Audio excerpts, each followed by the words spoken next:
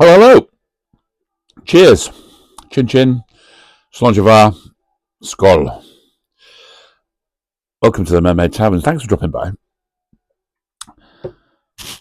So, did you see this new biopic about Brian Epstein, Midas Man? It's on Amazon Prime at the moment. It's not a great name, is it? Midas Man. I was talking to my friend Mark, and we thought that Epi sounded a bit of a better name. You know, Epi was, of course, the name that everyone called him. Would Epi have been better? What do you think? I don't know. I suppose Midas Man, when I heard about it, and it's had a long kind of time making this film. It's been coming a long time, isn't it? Quite a few years back now, 3 years at least, maybe four. Yeah, that I heard it mooted. And the name was pretty early on the attached to the project, and I thought it's not a great name that, but yeah, it is what it is. It's gone with it. It is a shame. First of all, I'll say at the beginning, it hasn't had a cinema release. Kind of wanted to see it in the movies. I really do. You know, this sort of film much better. I know it's had a limited kind of release, hasn't it? Like one night somewhere, one night somewhere else, but very limited. And I think it came out. I read it came out in Australia or something in August. Or did it come out there? Do you know? Excuse me. But I don't know. Much better to see this sort of movie. I think in the cinema theatrically. But yeah, Midas Man. I was watching one of my favourite YouTube channels about the Beatles is Beatley Tone, who's great. I think I really like him, and he's done a review. I haven't actually read his review yet, or watched his review rather, but I haven't watched any reviews about this or heard any reviews about it. So, which is good actually, because I wanted to talk about it myself, and see what you think. But he was saying that biopics kind of rarely satisfy, and I agree with him. Biopics, you can't really cram somebody's famous life, somebody famous, their life into what is just under 2 hours here, isn't it? It's much better to have a sort of snapshot of something, isn't it? Like a small vignette about something. Did you ever see The Hours and Times? Now, that was a great movie about the Beatles. It's a very small little window, just about the time that Brian and John went off to Spain. Yeah, that famous time. It's very well done actually. First time Ian Hart played John Lennon, and very very good, wasn't he? Really good. And the guy playing Brian then was really good, understated, you know. And yeah, much better to have something like that, like a small snapshot of something rather than the whole life. And yeah, but yeah, talking about the guy that played Brian in this, he's pretty good. It took me a bit of time for him to grow on me. At the beginning, his accent was a bit like forced. You know, some way. Sometimes you can get those uh, people doing pastiches of those old British movies, talking terribly like that, a bit sort of over the top, but over the sort of. I know people did talk like that, but not overdoing it. You know, like Harry Enfield on the sort of Mr. Chamberlain Warner. But it grew on me actually, and it didn't matter after the first 10 minutes. I think he did a pretty good job actually, and yeah, I think from what you know of Brian, and I've read a few books over the years. I'm sure some of you, if you're a Beatles fans, have read quite a few books about where Brian's in them. There was a biography written by Ray Coleman, I think. I never read that, but I've read a few things. And you sort of know him from documentaries and things. You know, he was a charming sort of man, and everyone said it, didn't they? He was a charming. I think the actor, he captures his charm. He's likable, and he captures his sort of vulnerability. You know, the way that they deal with Brian being gay, I think that's done pretty well.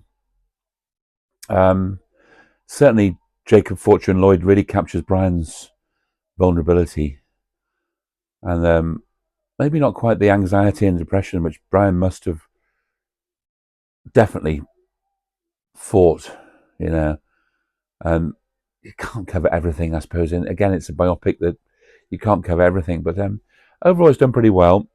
The script in this movie is pretty good, actually. I think it's quite well written. talks about obviously his Jewish upbringing, and Eddie Marzan. Eddie Marzan now, he seems to be the sort of go-to these days for casting Jewish dads, doesn't he? Did you see the Amy Winehouse biopic, Back to Black? That came out earlier in the year, didn't it? It was pretty good, actually. Pretty good. I don't think she entirely caught Amy. But yeah, Eddie Marzan, he did look like Mitch a bit. And yet he's playing Harry Epstein, Brian's dad in this. And as his mum, Queenie, it's Emily Watson. Now, she's great. Do you know her?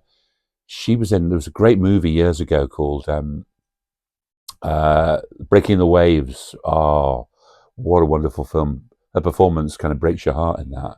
It really does. But she obviously was playing Queenie in this, sort of Jewish mum. And she did a pretty good job. I think she caught the accent. There's a sort of posh sort of Wirral, there's a slight posh sort of Wirral voice like that. Some parts of the Wirral, they talk like that, like Mel's. And some of my dear aunties who live around there, yeah, it reminded me of her, the way Emily Watson did Queenie. Yeah, it was pretty good. There's a really good documentary about Brian. I'm sure you've probably seen it. It's quite old now. It's from maybe 25 years ago. It's on back on BBC iPlayer. The man who made the Beatles. The man who made the Beatles. Would that have been a better title for this movie? A bit obvious, isn't it? Anyway, that's the title of this movie, of this documentary rather. That's on iPlayer at the moment. So we're showing it. I think it was shown in 2 parts originally. I can't remember now. It was a long thing. Those BBC Arena films, which were really good. Do you ever remember those? Whatever subject they were dealing with, the BBC Arena films were really good. They were the best sort of documentaries, and not too many talking heads, you know. And what talking heads they did have were really good ones, like Peter Brown, who rarely ever talks about the Beatles. You know, Peter Brown, he's the only is he the only one of the kind of Beatles inner circle to be mentioned in one of their movies? Songs. You know which song, don't you? Yeah. Ballad of John and Yoko, Peter Brown. I think he is, isn't he? Maybe, is he? I'm not a great Beatles, kind of Beatles brain. They used to have a thing at Beatles conventions called the Beatles Brain, Liverpool Beatles Convention. Do you ever go to that? And they had the Beatles Brain. They've stopped doing it, which is a shame, really. By no means. My friend Alan. Oh, Alan, if you're watching. Yeah, they used to have that at the Beatles Convention. I know a bit, but, Beatles fans can be a little bit, I found on those forums, they can be a bit pissy with the facts, can't they? Some of them, a bit to the point of irritation a bit. And, this movie gets just about everything important, right? I think anything else is kind of nitpicking a bit, And anyway, the BBC Arena film is good. Marianne Faithfull's in it too. It has all those long kind of mood about it. Lots of time when nothing's being spoken really, just moody tracking shots around Belgravia and Peter Brown driving around in a Rolls Royce and Marianne Faithfull looking out on it's Eaton Square in Belgravia, just around the corner from where Brian's house was on Chapel Street in the 60s. So yeah, that's really worth checking out. That gives you a bit more background to it. But yeah, now they have Alistair Taylor too. Alistair Taylor, he was Brian's kind of right hand man at Nems, the record shop in Liverpool. And it's funny, in the documentary they have him revisiting the site of Nems, the record store, which 25 years ago was an Ann Summers. It was an Ann Summers store. The lingerie kind of store. Used to be kind of naughty, didn't it, Ann Summers? When they have him in the shop wearing his long raincoat, his trench coat, it looks a bit uncomfortable. Of course, it's not Ann Summers anymore, but yeah, it's kind of funny. He plays quite a prominent role in this movie, actually. There's a guy cast as Alistair Taylor, and yeah, they have him going down. Obviously, the famous time when they go down to the cavern for the first time. Tell you who else appears: Eddie Izzard as a bit strange. This one as Alan Williams, the Beatles' first manager. I don't know. It's a briefest little cameo. He just comes in, swans into the shop. I don't know. It's a bit. What do you think? A bit campy, I thought. It's a little bit too campy. Anyone who remembers Alan Williams, and he was a regular at the Liverpool Beatles convention.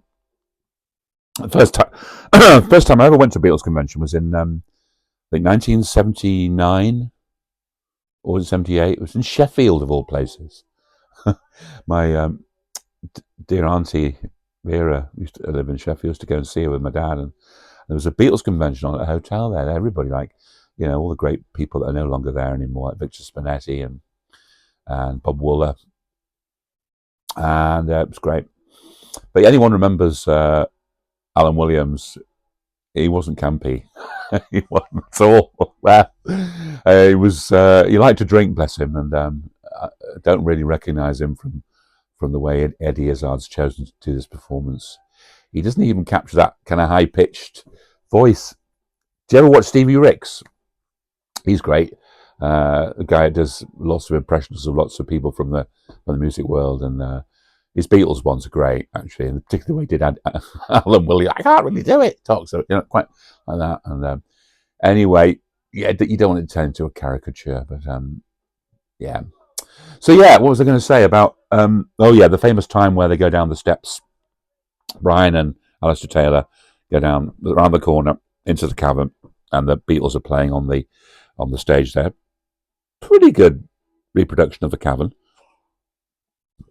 One of the best ones I've seen in kind of Beatles TV or movie biopics, and yeah, doesn't really capture the raw energy of the band. Can you hear? I've got the playing on the soundtrack here is the soundtrack to Backbeat.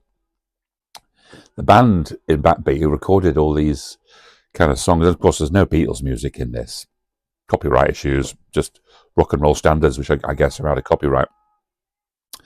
And the Backbeat band were really good because they played, didn't they?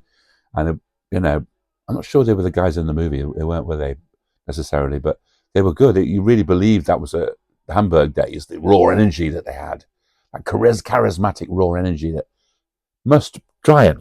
Brian must have been attracted to that. Must have been, apart from the trousers. And that's a reference to the Ruttles, by the way. Not me being offensive about the trousers. That was the Ruttles. Did you see the best ever Beatles biopic? No other biopic will come close. They have the leggy Mountbatten, like in their trousers, and hopping around Liverpool. Lennon loved that film, didn't he? I think, and George Harrison did too, who appears in it. Anyway, but they don't. The guys in this do not capture this bit in the cavern. They do some other guy now, which is, of course, the only time the Beatles were filmed at the cavern was the Granada TV footage. You compare that; it's on YouTube. It's out there. You've seen it. I know you have. You compare that with the bit it's a bit insipid. Yeah, the guys playing the Beatles there, they haven't got a lot to do. They're like extras in their own movie. Well, it's not their own movie, of course. It's about Brian, but you kind of wanted a bit more of them. The bit insipid. The best of them is George, actually. Yeah, the George character. He's sort of he's got the only best line when they're having the haircut after he's discovered them. And Brian Epstein says, "George, you look marvellous." I know that. But they haven't got a lot to do. Got to talk about the don't like it's. I almost don't like to say this, but you got to be honest. The flaw, the big flaw, is Little John. Little John. He's little. He's. I don't want to be heightist, but he's noticeably much smaller than the others, and it's it's he stands out like a sore thumb. Well, albeit a little thumb, but it's not just his height. Actually, the actors, he's going along with the way they. Do you remember the birth of the Beatles years ago? There was a biopic. I think that was made a long time ago. Maybe even John was still alive when that was made. It was late 70s. Might be wrong. Was it about 79, 78? I can't remember. Maybe it was after. I can't remember. It seems like a long time ago. And the actor in that played him a bit sort of permanently wisecracking and a bit sort of, saying, "Oh, going to the toppermost of the toppermost." Remember that? Which is what John did say, but just says it quite a few times. It's a bit irritating. John wasn't irritating with his humour. He could be quite funny and cutting, couldn't he? And he was cool. Above all, John was cool, wasn't he? I don't think the actor in this doesn't capture his cool. So Lennon's kind of laconic nastiness is just absent. There's an edge to him, and it must have been particularly in those early days when Brian first saw them. It doesn't capture that edge. Paul looks more edgier, and the George looks more edgier. But yeah, it really is. It's not great. It really isn't. Now the movie's quite theatrical. I mean, it employs quite a few theatrical devices, and there was a stage play about 10 years ago. Did you see it? I did. I saw it in London. Yeah, it was about 10 years ago. An actor who was at the time well known in Coronation Street in this country. He was playing some sort of villainous character. Can't remember his name now, but we'll see his face. They did it in Liverpool, and then a year or two later they did it in London. I saw it in London. Pretty good from what I can remember of it. Yeah, it looked a bit like Brian. It caught him quite well. And the movie has quite a few. Obviously, the obvious thing is the talking to camera, the breaking the fourth wall, which can be really effective when it's brought in. Hasn't been used that many times in movies over the years, Has been used a few times. Remember Alfie with Michael Caine in the 60s? One of the first times I saw it anyway. I was aware of it. Yeah, it can be really effective when it's when it happens. And of course they employ this in this, and it's quite effective.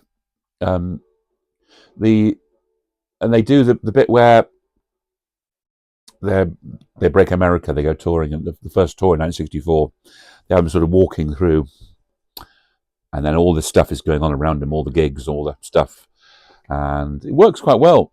The first time they do it, it works well, but then they repeat it a short time after. It's not quite so effective. I think just once it works, and the voiceover keeps on. It keeps going through the film. The talking to camera, the breaking the fourth wall.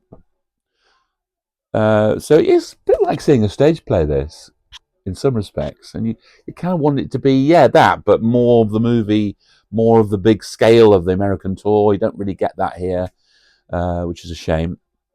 I must have had a bit of money thrown at it rather, but yeah, the last quarter of the movie, seemingly the breaking the fourth wall, him talking to camera, they kind of abandon that, which is a shame. And the end of the movie, well, it's difficult doing it. You know what the end of the movie is, don't you? And it's difficult, particularly when he's been talking to camera all the time, bringing you in, because that's what it does. It involves you in the movie. It's a clever device. And they end a couple of months before Brian dies in June 1967, was it, when they did the All You Need Is Love, the live TV broadcast, the first by satellite. And they have, the John doesn't look good here, does he? He doesn't John looked really cool when they were chewing gum, and when they were doing that All You Need Is Love with them all sitting around. Um, he doesn't look cool in this. He does sort of, yeah. Anyway, the movie finishes with Brian in the control room looking sort of, kind of adoringly at them. And it's sort of crossfades into him walking across Abbey Road in a sort of quite nice sort of moment, quite ethereal. Abbey Road, really quiet, no traffic on it. I don't think it was ever like that back in the 60s. It's certainly not like that now. If you know Abbey Road, it's a major thoroughfare, has been for quite a number of years, and it's a busy bus route. I don't think you ever get it absolutely back in, 50, 60 years ago, you never got it completely, no traffic on it. But it's a nice moment. He sort of crosses the crossing and looks back, and it's a clever little ending because it's sort of him sort of foreseeing their swan song, Abbey Road, and that's quite clever. And then it goes to a caption in the sky about what happened to Brian a couple of months later. Yeah, it's the best ending it could have been, I think. I really do. And I always judge a movie like this by if it moves me, and it did. I tell you what moved me: the bit when they went to the archive footage of the news reporter standing outside, the black and white news footage of them talking about Brian's death, and then I just welled up. I really did. So yeah, it worked. It moved me. I think it was really worth seeing. Flaws, Little John. No, don't want to be unkind, but yeah, they should have got a better John. But yeah, Jacob Fortune-Lloyd was really good, and I'd recommend you go and see it if you haven't seen it already. Well, you can't go and see it; you've got to sit down and see it on Amazon Prime. But yeah. Anyway, what did you think of it? Let me know. I'm going to stay here and have another drink and hopefully read any comments you might put. Thank you. I'll see you next week, eh? Thanks for watching.